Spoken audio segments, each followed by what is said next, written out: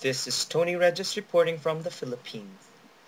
China has private oil companies that are investing in the global oil market. The private oil companies of China are now the biggest oil refiners in the world. Including a semi-state-owned oil company in China, there are three main players of oil in the companies of China.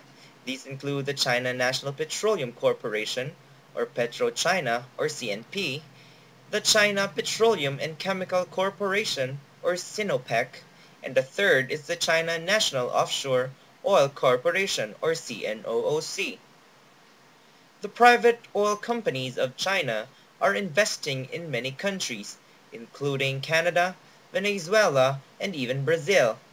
Just in 2011, the private oil companies in China, namely Sinopec, has invested $32 billion in mergers and acquisitions from many other countries and from many other sources.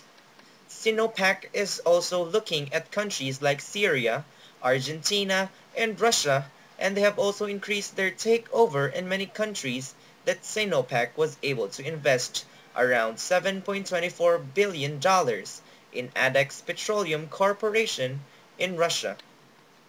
CNOOC, on the other hand, has invested and made a 100% acquisition of OPTI Canada. This is, of course, not a secret that it shows signs that China is not being rattled by the United States sanctions, since the United States and Canada is known as partners, and the United States is also known as a dependent to the oil production of Canada. Why do most of these countries trust China when it comes to their needs? Well, the answer, according to most analysts, is that when you have the Chinese government as a partner, financing your operations and objectives becomes a lot easier. In a sense, these countries are looking at the best ways to make sure that they will have well-founded relations. And hence, there will be nothing more than a protection coming from the Chinese government that guarantees even the private transactions of the private oil companies of China. Tony Regis, Philippines.